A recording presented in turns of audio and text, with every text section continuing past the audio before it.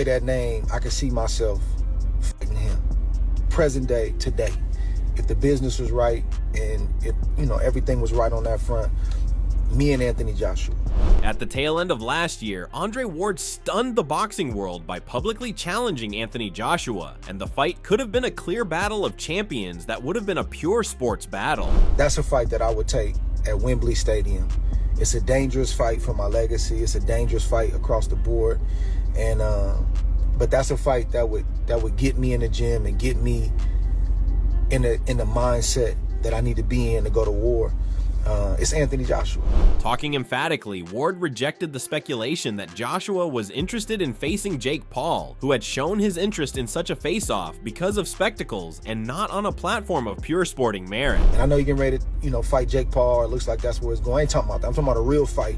However, rather than taking up the interesting collision with any seriousness, the next opponent Joshua might be fighting against is a YouTuber turned boxer, Jake Paul, who skyrocketed to stardom with the same force of his personality as matches. Even the idea of this fight has garnered both skeptical faces and flabbergasted responses. And so I like the challenge. People, that's the criticism. Fight someone in their prime who's a beast. I think people just want to see me lose. That's really what the message is behind it all. And Anthony Joshua is an insane fight, but I want that challenge. We've been DMing back and forth. He wants to make it happen. He called me up, and it's looking very likely for next year. It's not even about it being realistic or not. Like, it's going to happen. So fasten your seatbelts or whatever. And when I knock him out, I go down in the history books forever. Okay, very quickly, who wins, Usyk or Dubois? I got Usyk. We're born on the same day, January 17th, also Muhammad Ali's birthday. So tonight he becomes the GOAT. Contrary to the increasing banters on Anthony Joshua versus Jake Paul, the British heavyweight Dave Allen, aka the White Rhino, had addressed his voice on the matter. He said that this type of matchup does not exist where Joshua works, and he would not want to reflect on the sport. Dave, what do you make of Joshua Jake Paul talks? It's a load of bollocks. I'd be very disappointed if it happens. And I used to be good mates with Anthony Joshua many years ago, and I don't believe he'd want to do it anyway. I don't think it'll happen. I don't think he'll want to. Anthony Joshua's a serious guy and a serious boxing man, and Ngannou was different because Ngannou could fight. Ngannou was the MMA world champion. He's a specimen. I don't think he'll watch Jake Paul. Such an opportunity was already touched upon by Joe Rogan, who had a conversation about Anthony Joshua versus Jake Paul, and it was obvious that he had regarded the fight as a one-sided opportunity. He emphasized that the status of world-class pedigree, size, and power that Joshua had put him on a completely different pace with Pa, who had experience and skill set still a long way behind. They're talking right now about doing Anthony Joshua, Jake Paul. I know, I saw that. Jake Paul apparently wants that fight, and he agreed to, I think it was 99% to 1, where Joshua gets 99% of the money and he gets 1%. Jake Paul probably doesn't care about the money, well, but he has plenty of money, and if he won, oh my God, if he beat Anthony Joshua, good Lord. Rogan employed the money split as a metaphor he used in displaying how one-sided the battle would be in terms of fairness and competitiveness. His comments echoed the opinion of many watching this fight as being more show than competition, with Joshua having almost every edge.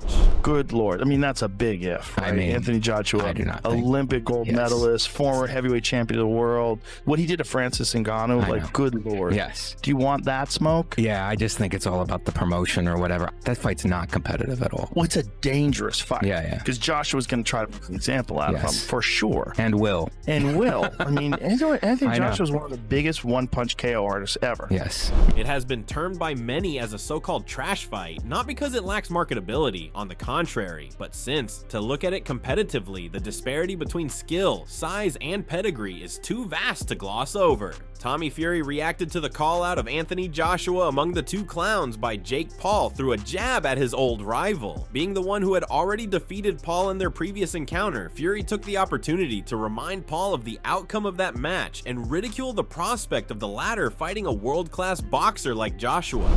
Good morning, guys. Just wanted to give a little opinion on everything I've been seeing on social media lately. Jake Paul versus Anthony Joshua. Just wanted to come in here and remind everybody that that bum couldn't beat me when I basically had a broken hand. I had one hand and he still lost. Jake Paul, I'm still your daddy. and everybody weighing this fight up, don't bother, because he ain't worth a shilling. And the loss will always be there, Mr. Paul. Take it easy and have a good day. The fact that Joshua, a two-time unified heavyweight champion, will be getting in the ring against a fighter who only recently began to box professionally is, to purists, a betrayal of competitive boxing. The critics would be saying that it is not a fair sporting event, but a marketing gimmick to bring in the cash by riding on the curiosity and controversy. Others view it as a disastrous pool of becoming mismatched, which might result in denting the credibility of the sport. Eddie Hearn already talked about the negotiations of a possible fight between Anthony Joshua and Jake Paul. As he acknowledged, he did not necessarily imagine the matchup to become a reality at first, but recent conversations with pertinent stakeholders made him think more optimistically about the prospects of the eventuality. Where are you at in conversations for Anthony Joshua against Jake Paul? I would say advanced is probably the word that you know, clickbaiters would use. I think I never really expected this fight to happen, but the more conversations I have, honestly, the more I think there's a very good chance it could happen. D also made more details of the same on his way through New York, where he had been planning various meetings on the fight. He had put forward his view that something in Jake Paul wanted the fight, and more astonishing indeed was that he thought he would win. Hearn had issues with the fact that this conviction can be risky because Joshua was working at a level much higher than that to which Paul was used. I'm here in New York. There's a lot of meetings to be had. I believe Jake Paul wants the fight. Don't ask me why, but he believes he can win the fight. And that's even more dangerous, to be honest with you, because, you can go in and think, well, if I start getting hurt, then there's always... No, he's convinced he beats Anthony Joshua. And be careful what you wish for, because this is not what you're used to. But look, respect for taking on the challenge, and we'll see if it ends up coming off. Indeed, Eddie Hearn had proceeded to elaborate that, in commercial terms, the prospective fight between Anthony Joshua and Jake Paul could be the largest event in the boxing arena. He had been open when saying it was not going to be competitive and would heavily favor Joshua to the extent that he thought Paul may quit the sport after suffering such a setback. Hearn had conceded that as much as there would be numerous people who would like to see such a climax, the match was also providing Joshua a big paycheck and a chance to be a part of an event that places the world. The one, but I do understand commercially this is probably the biggest fight in boxing, and I'm not going to tell you it's a fight of the year contender. I'm not going to tell you it's competitive. I think it's a mismatch, and I think it will mean that Jake Paul will leave the sport forever, because I don't think he'll ever step back in the ring after he gets chinned by Anthony Joshua. But there's a lot of people that would love to see that, so I get it. And for me, this is just, people say, what does Anthony get out of it? He gets involved in one of the biggest events of all time. Obviously, he gets probably a career high payday. And more importantly, potentially for us lot within the game, we get a chance to say, cheerio, Mr. Paul. This has raised concern among former champions, trainers, and game analysts who wonder how such a match and fight could be allowed on considering the regulations at all, considering such a glaring mismatch. Ben Davison, Anthony Joshua's trainer, had commented on the possibility of a Joshua versus Jake Paul fight, pointing out that the only scenario where it might gain traction was if an extraordinary amount of money was offered. He had admitted that such a financial lure could generate interest, but remained doubtful about the bout ever materializing. He said, if they're going to pay him ridiculous money to do that, then you know it's gonna spike a bit of interest. We'll see what they're willing to. Do I think it will happen? Probably not. Ben Davison had further elaborated his position, citing Francis Ngannou as an example of how even one of the toughest men in combat sports had also been put to a halt by Joshua. By implying that a fighter of the caliber of Ngannou can be defeated that way, he had indicated that Jake Paul would not have much of a chance to beat him. Davison had also voiced his opinion that he did not want the matchup to be good for the sport of boxing. In terms of a fight, like, Francis Ngannou is one of the most durable men on the planet, and look at what happened there.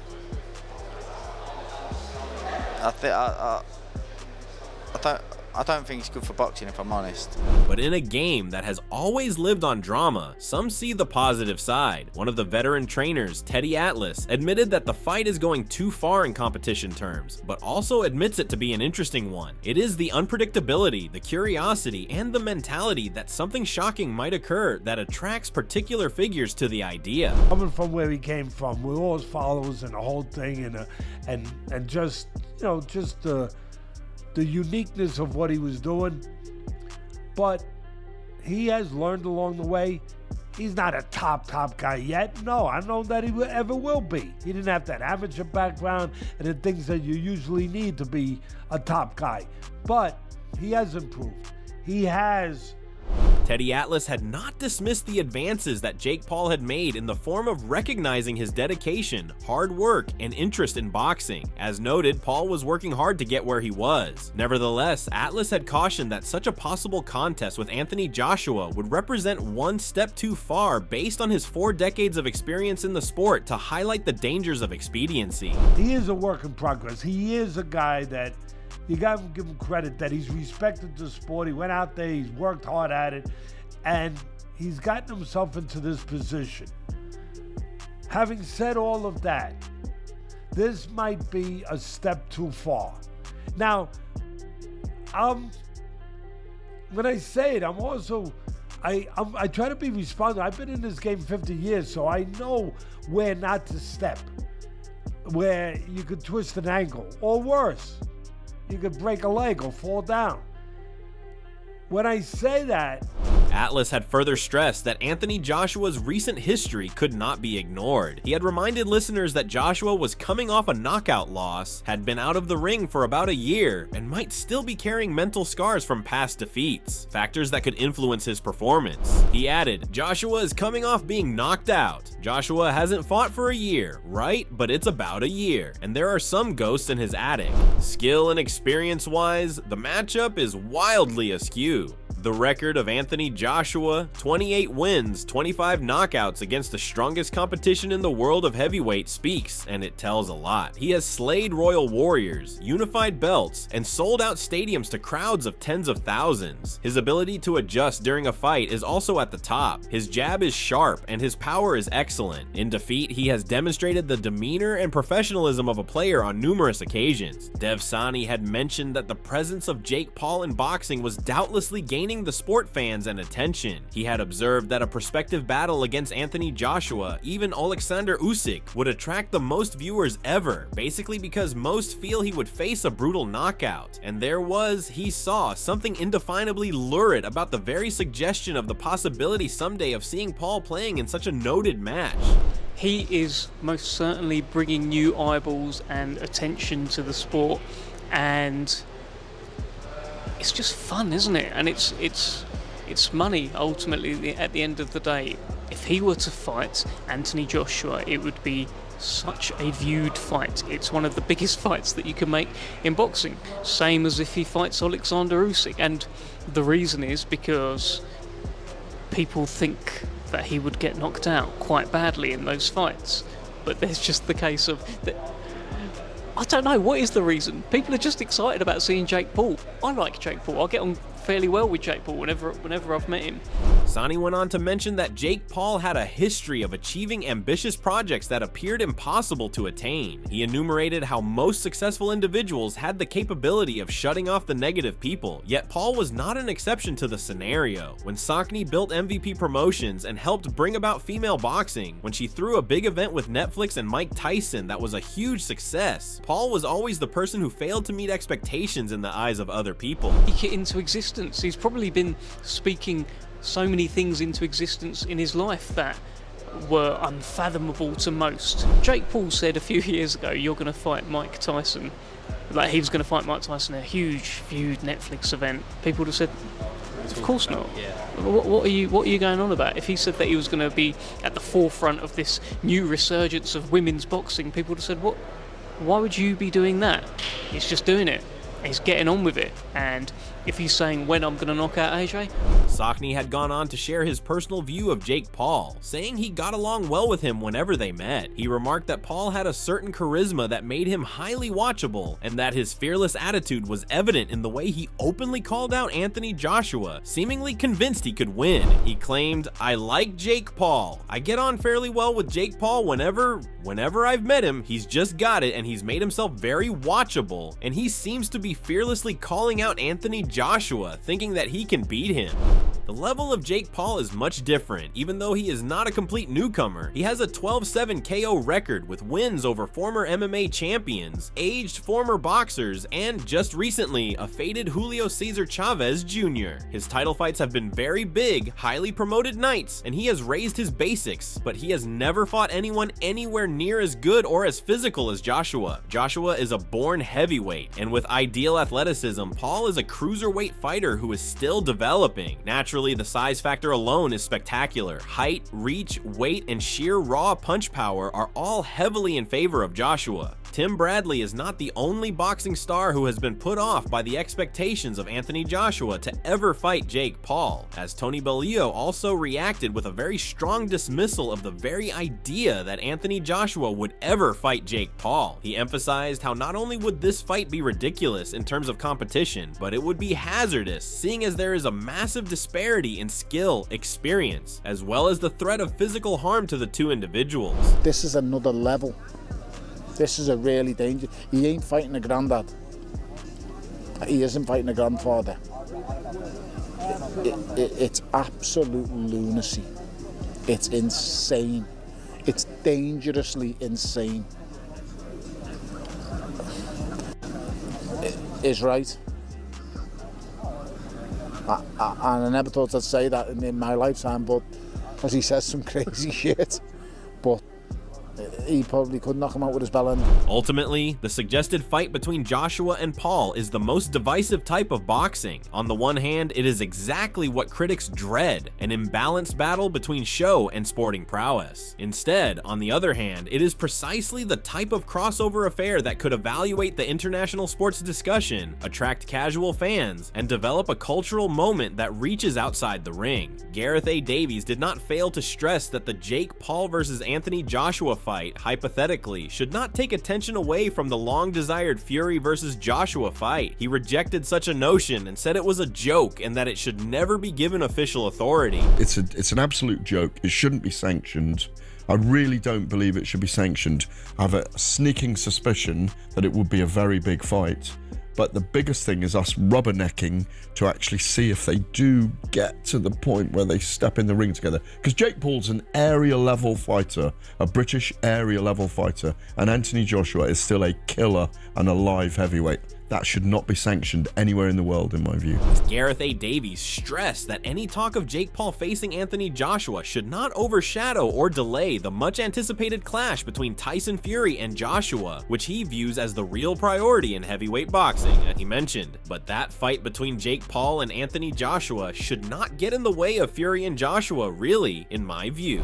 That is the reason why, despite the counter-movement, the fight could occur in reality. The promoters are aware of how many attendees it would bring, the broadcasters understand the ratings potential, and the fans, whether they are a fan or not, would tune in. Adam Catterall was in agreement with the criticism and openly judged the proposed Anthony Joshua versus Jake Paul fight as dangerous and damaging to the reputation of the sport. On the subject, he cautioned that they need to think again about the reasons that they might be considering it, himself suggesting that perhaps even Eddie Hearn was feeling the temptation of the payday, despite the knowledge it was a bad move. It's dangerous, man. Very dangerous. It brings the sport into disrepute.